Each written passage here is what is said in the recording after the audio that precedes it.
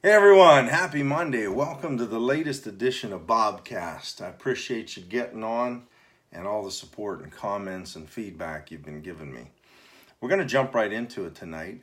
I'm going to talk about something that I just did a podcast on just a little while ago, and it's habits. I want you to listen to what I'm going to say to you right now. Listen real close. We don't decide our habits. Excuse me. Don't listen close to that. Hi, Delbert. We don't decide our life. Hi, Christina. We don't decide our life. We decide our habits, and our habits decide our life. I'm going to say that one more time in case you missed it. We don't decide our life. We decide our habits, and our habits decide our life. Because, see, habits are those pesky little things that we do on a regular basis that just so happen to determine the outcomes of our lives. What you do every day. Have you ever heard the term that says, what you plant now, you'll harvest later? And do you know what that means? That means those things that you do now, whether it's, I always tell people when it comes to a health and wellness, for example, I use the old commercial. If you're my age or older, you'll know. They used to say you can pay me now or pay me later. It was for a car commercial for a car repair service. And you can pay now or you can pay later. And all that means is that what you plant now, so those habits that you develop now, so if your habit is that you drink 5 or 6 beers a day or a case, I know someone that used to drink a case a day, half a case. If that's your habit, then down the road, you're going to pay the price for that, whether it's in physical illness, whether it's in, hi Kim, whether it's in physical illness, whether it's in some other type of thing. And that's just an analogy, just an example of what I'm talking about when I say what you plant now, you'll harvest later. Because those habits are the things that you're planting in your life right now. The habit of, again, what are your habits? Are your habits that you spend every evening in front of the television drinking beer and doing whatever? It's fine, I'm not putting you down for it, but if that's your habit, understand that when you say to me or someone else that you want to get somewhere different than you are, or that you want to get healthy or fit or lose weight, that habit is going to have to change, because that habit is going to prevent you from getting where you want to be. I did an episode on here, and I did it with Jill Cooney-Cohen on here, and I did a podcast about morning routines and about how a morning routine is simply a group of habits that you form and you do them every morning on a regular basis. Tommy Peg, how are you, buddy? Hi, Chuck. Hi, Roxanne. But you form these habits. You have these habits in the morning, and if they're positive and motivating and upbeat, that you're going to have a better outlook on the day. And if your habits that you lay in bed and hit the snooze button 35 times and cuss the fact that you have to get out of bed, your day's probably not going to look that great to you. I had a habit when I was working. Hi, Shannon. I had a habit when I was working that every day when I got off work, I would go up to the weight room and I'd put an hour in the weight room, and I'd work out and I'd work on my strength and I'd build my body and I'd take care of myself.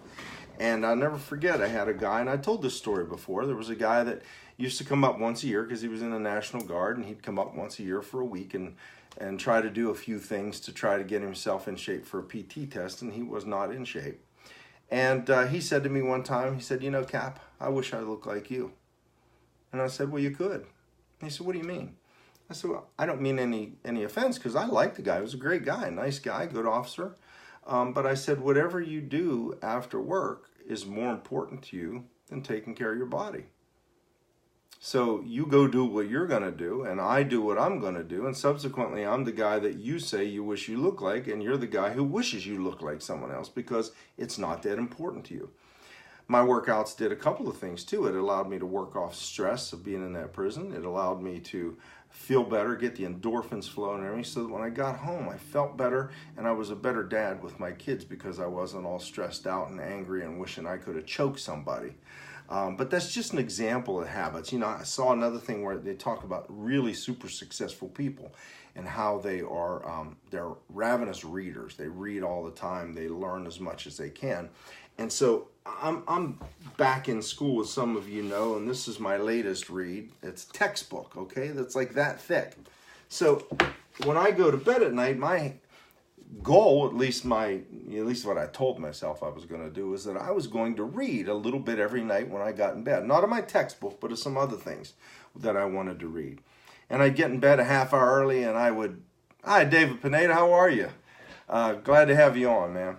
I would get in bed, and I would get the book, and my eyes would get heavy, and I'd lay the book back down, and I wouldn't read. So what I did was I subscribed to Audible. So now I have audiobooks. And now I changed the habit of getting in the car and listening to the radio, listening to music, or listening to talk radio, to the news, or some of that crap that was stressing me out. And I get in the car. Hi, Corey. I get in the car and I plug my iPhone in and I listen to an Audible book. I listened to Gary Vaynerchuk's Crush It in 3.5 hours. So I finished a book in 3.5 hours when it would have taken me on my other plan of getting in bed a half hour early and reading. The way I was going, it would have taken me 6 months to read that book if I got through it at all. So my point about that is those habits that you form. Now you got to understand something, that good habits are very hard to form and very easy to break. Bad habits are very easy to form and very hard to break. Think about any bad habit that you can think of. Go to the extremes, drug addiction or alcoholism. Bad habits that kill people, and they're very, very, very difficult for people to break. Hi, Jill. Welcome on. Glad to see you. Those habits are very difficult to break. So it's tough. So when you go to develop new habits, what you've got to do is develop a habit. You've got to take baby steps too. Little bit at a time. You know, this is where people that say they're going to, I talked about it before, about how at the New Year's Eve resolutions is, I'm going to get fit, I'm going to lose weight, I'm going to do all these things, right? And what they do is they try to change every single habit in their life like that. And they get discouraged that they don't look like Arnold Schwarzenegger or Christy Brinkley or whoever in about 3 or 4 weeks, and they quit. Because you have to do it slowly when you have some really bad habits, and you have to replace that bad habit with a good habit. So do it one at a time, maybe one every few weeks. It takes a lot of repetition to develop a new habit. When I was fighting tournaments and practicing martial arts, and when I was teaching, we practiced basic fundamental moves thousands and thousands of times till it was second nature. So if somebody came at you, you didn't have to think, you just reacted. Well, that's how you develop a habit. You have to make it become second nature. Where when I get up in the morning, first thing I do is come down and make my supplements. I go out on the deck. I say a prayer to God. I talk to him a little bit. I drink my supplements. That's how I start my day. That's a habit I had to develop, though, because I didn't feel like doing it some mornings. Had to develop that habit. So find yourself. Here's another thing you can do. You can find a successful person, somebody who's where you want to be in life, and you can model yourself after them in certain ways. You may not want to be 100% like them, but you can look at their daily routines, at their habits. You can look at the things that they do regularly to understand that those things are what got them where they are. And you may need to, fine tune just a little bit, but that success leaves clues, and those clues are the habits that those people have. There's a saying, there's a joke, it's kind of a joke, but it's, you know why you never see commercials for Lamborghinis on television? It's because people that can afford a Lamborghini are not watching television. They have other habits. They're not sitting in front of The Walking Dead every whatever night it's on, and every rerun and every incarnation of the show, and in the summer whenever the reruns are on, and they're binge watching.